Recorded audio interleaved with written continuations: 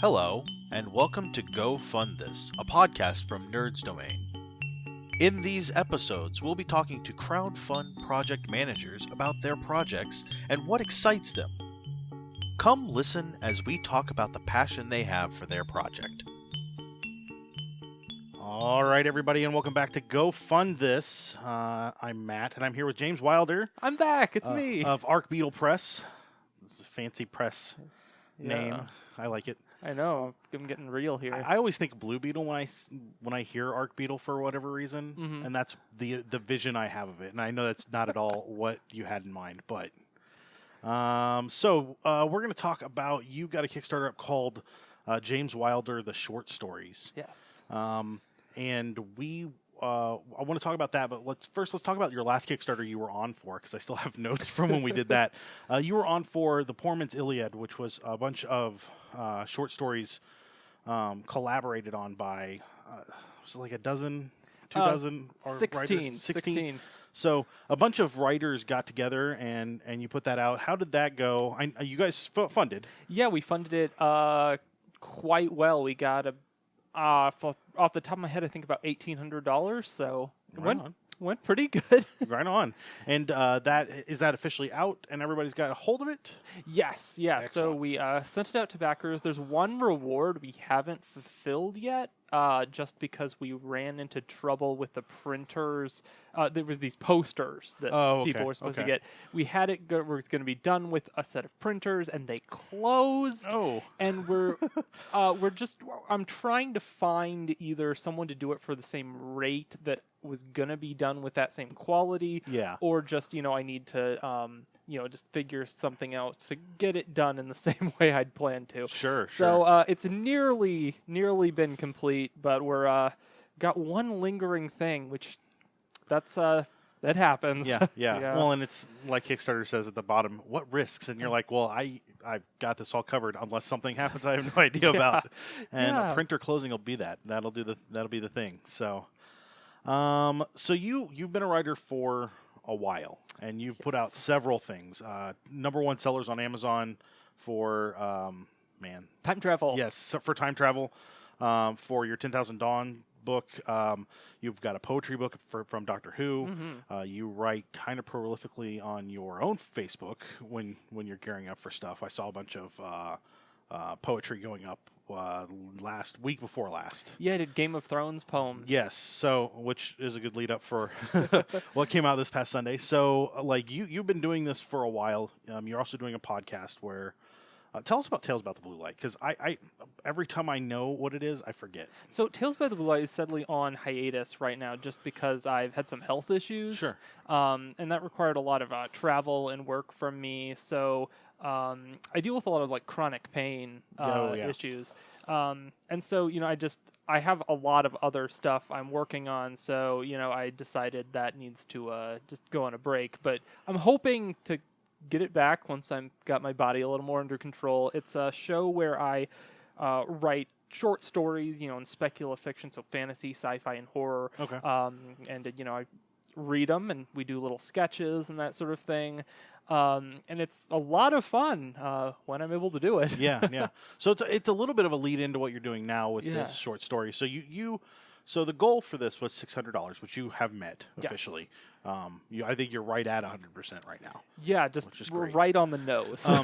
But you want to do actually 3 books, and the $600 is for the first book for 10,000 Dawn's Sidewinders. That's your sci-fi section of it. You're also looking to do a fantasy and a horror, and that's all going to be set in the 10,000 Dawn's. Just the first book. Okay, so just the first book. Yeah. Or is there going to be a structure around the others to keep the short stories together in a similar theming? For like fantasy, is it going to have its own 10,000 Dawns structure separate? You know what I'm saying?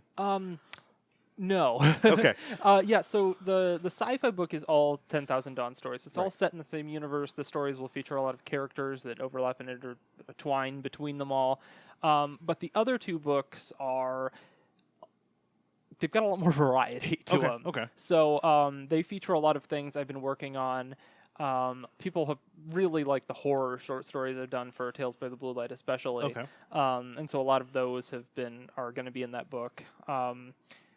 And those stories, each one is, for the most part, there are a few that are like sequels to each other and that sort of thing. But for the most part, they're all their own individual thing that's trying to give you one reading experience for that story. Okay. And so you can jump around between a lot of different feels. Excellent. So you have the sci-fi section, the first book, already funded. Let's talk about that a little bit. What do you see coming out from that? And actually, let's start with the cover art. Yeah. Tell us about your cover artist, because what you've got here looks phenomenal on the Kickstarter. Well, thank you. Yeah. So Rain Gu is an artist I met at Philadelphia Comic Con years and years ago when I was just getting started touring and writing. Yeah. And she's done some comic book art and lettering. And we've just stayed good friends, but we never had the chance to work with each other on anything until Poor Man's Iliad, where she did some of the concept art for it. Okay. So she didn't do the cover art, but she did a few of the interior illustrations for anyone who has a copy of that. Okay. And we finally got the chance here. She could do cover art, and she's already really familiar with 10,000 Dawns and the characters and settings. So it's just a good way to get all of that to come together finally. Excellent.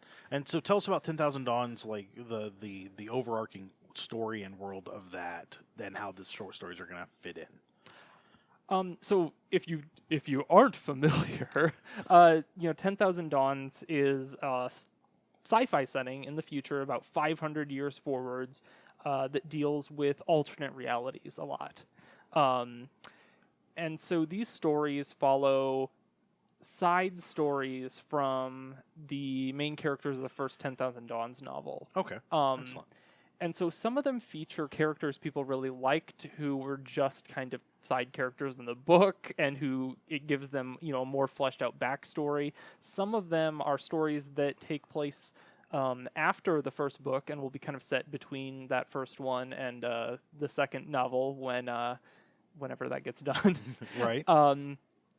And so they've been, kind of carefully made to link up to where that novel's gonna start once it does finally start coming out. Okay. So you get to, if you like the first book, then it has all these characters and you get to explore them more. And if you haven't read the first book, then the stories are still all meant to be, able to be comprehended on their own. Excellent. Okay. Excellent. So you're set and ready for that one. Yeah. It's just a matter of, have you gotten those all written, or are you in the process of... So for all the books, I'm going to add a little bit to them, but all three of them are basically written. Okay. But it is a chance just to add one or two little things, but the big chunk of all the stories is done. Excellent. And so the next step is book 2. The goal is $1,000, so you only have about $400 more. Yeah. I guess you have exactly $400 more. That's how math works. Yes. So you're looking at fantasy. It's Fantasy Legends and Layers is what the title. Legends and Liars. Yeah. If you flip those letters, then it's yeah. Wow. Okay. Yeah. Definitely. Let's talk about that a little more. Let's start with the cover art and your cover artist. Who are you working with there? Okay. So now I'm hoping I get her name right. So Anne-Laure Tudori is an artist from France. Okay. And I met her through, of all things, a Doctor Who fan Discord. Okay. Sure.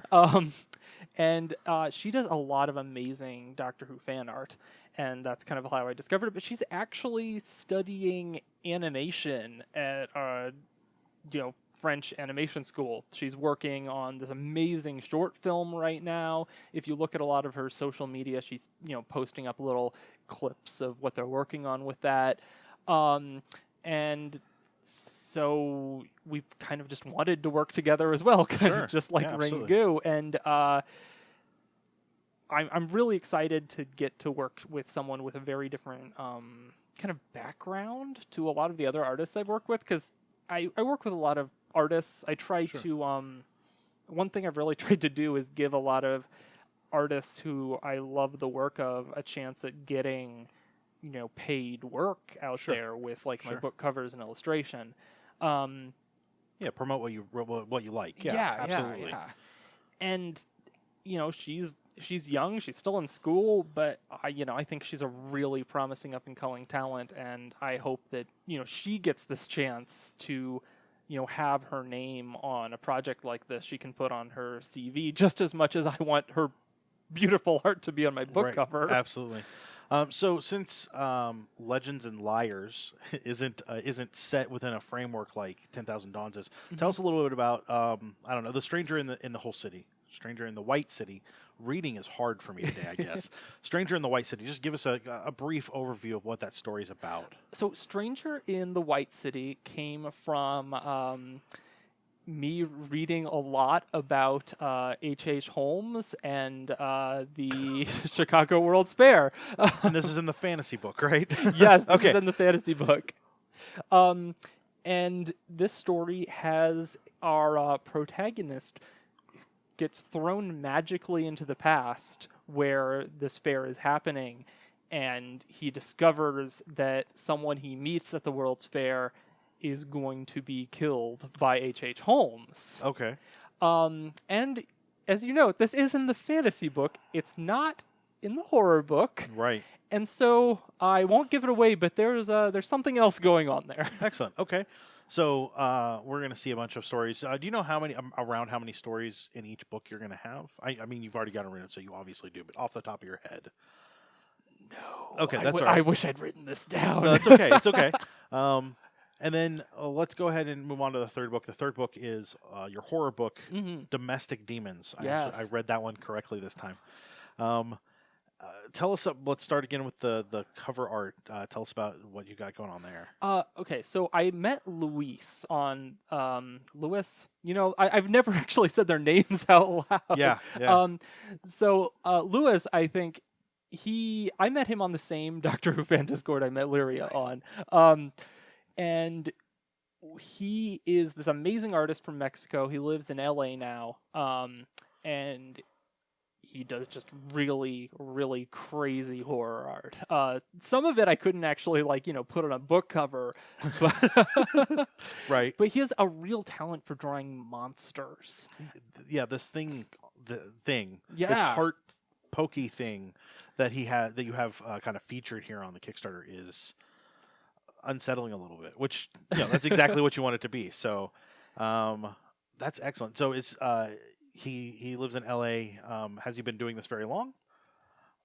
Just like Larry, he's still pretty young. Rain is actually the oldest of the artists working on this. Both of them are in their early 20s, I think. Okay. So. Okay. Excellent.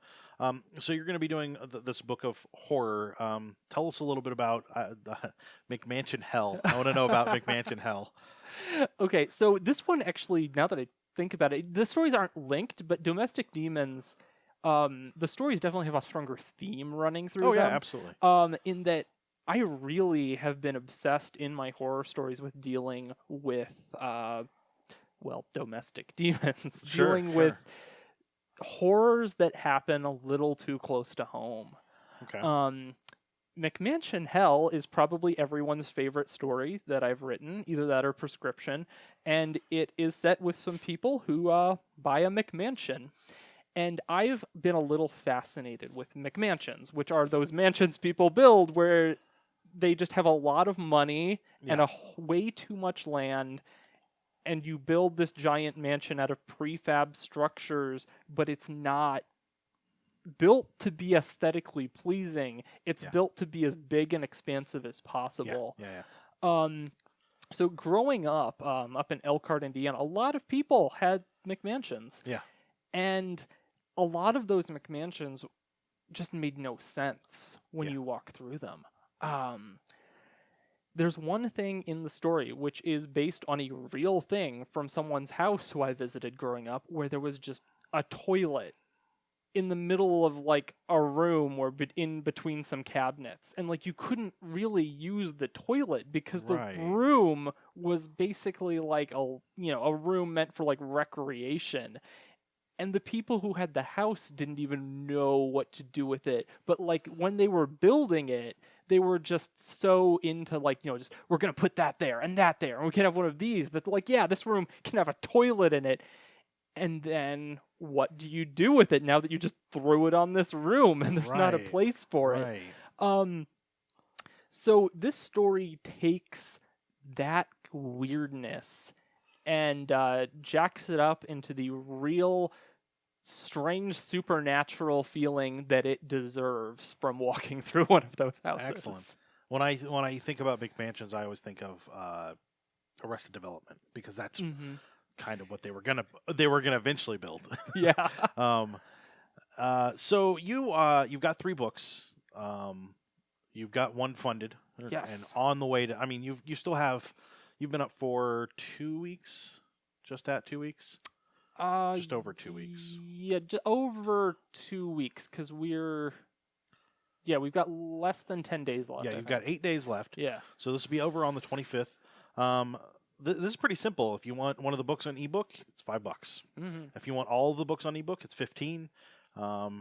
22 will get you one of the books in print and ebook, and then 65 will get you all 3. And then there are some higher levels as well to kind of round out some other options that can get done.